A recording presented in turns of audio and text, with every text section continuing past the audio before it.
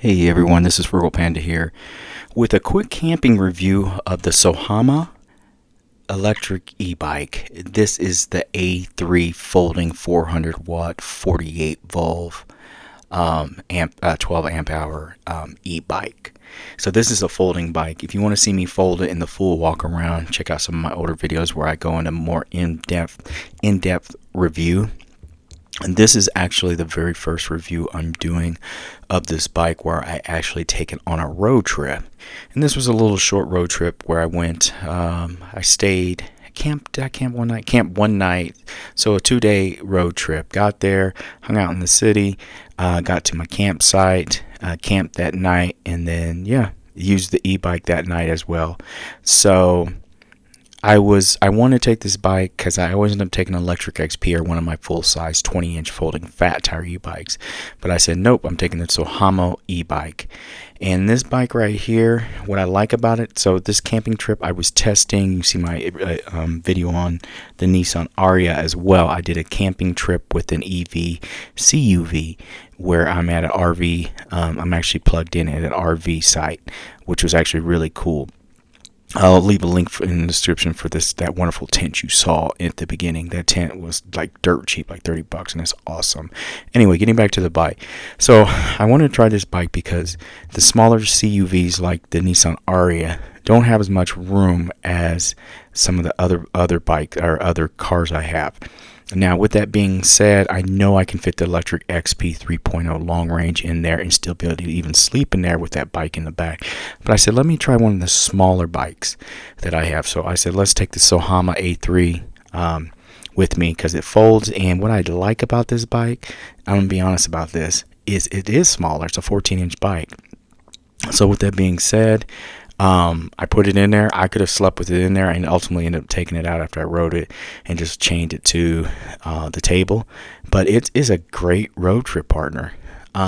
This bike will legit go 22 miles an hour with my I was going to say big old butt on it, but myself on it, and I'm over 200 pounds. So if you're smaller, and I'm 205, around 200 pounds, 6 foot tall. So if you're smaller, you'll zip around and have a much longer range, more than me likely.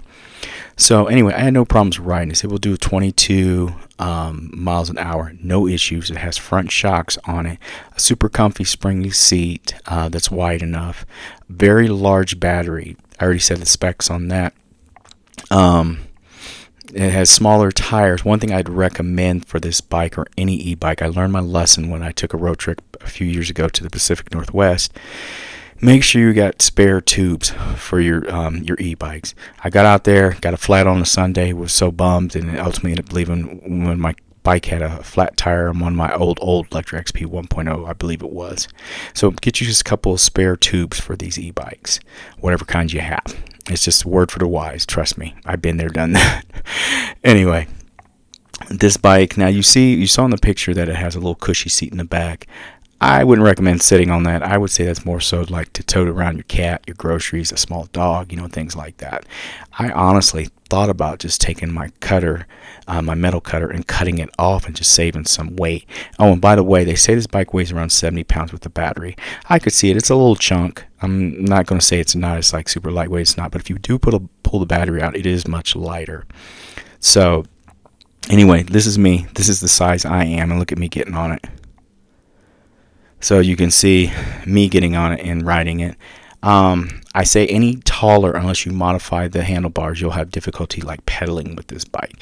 And if you're shorter than 6 foot, you won't have any problems. Smaller woman, or say you're a man, you're 5'7", 5'8", you won't have any issues riding this bike. Trust me. At 6 foot, I'm kind of at the limits of the bike, and it's not the bike itself, it's just how the handlebars, if they were bent out a little bit more at people taller than me, your legs won't hit. But it depends if you want to pedal. If you don't want to pedal, you just want to use the throttle, then you can. So it just depends what you're trying to do. I will take this bike on more trips with me, and the reason being is it folds up small. It's dirt cheap. I don't even remember what I paid for this bike, $300 or $400. It was like super cheap for this bike. Legit range with me and my weight and my size is probably 25 to 30 miles, which, trust me, is actually a lot of miles. Your butt will give out before you reach the 25 or 30 miles, and this has a comfortable seat. They make other ones with bigger batteries as well too. So what I'm going to do in the links, I'm going to put this bike as the link, the main link, but I'll put other links too, because these are kind of white label bikes. So there's other companies that make them and they're very much the same. I'll still recommend the 400 watt because I've never had a 300 watt, 350 watt one that these companies sell, but I can tell you this, the 400 watt is way more than adequate power. Like I said, this bike would do 22 miles an hour with me on it. Also, when you're seeing me riding this bike, this is near Walsenburg, Colorado, in Lathrop State Park. It is in 20-30 degrees out here. I think it's around 30 degrees during the day. So as you can see, as I think I state in the video, I ended up switching to my phone because it killed my GoPro battery and literally killed it. So I had to switch to my phone to finish the video. So with that being said, of course your range is going to be impacted on your e-bike. My EV, my range was impacted somewhat too, and especially your e-bikes because they don't have heaters, say like my electric vehicle does, battery heaters, excuse me. But I had plenty of range. I was never worried about running out of range. Also, and if I didn't mention, it's a single speed disc brakes, has shocks in the front, cushy back seat. It's a 1-year warranty. I thought I like this little bike. I have no issues with it. Payload capacity of it's about 230 pounds. And with everything I'm wearing, everything, I'm probably around 210, 215. But the bike didn't bog down or anything like that.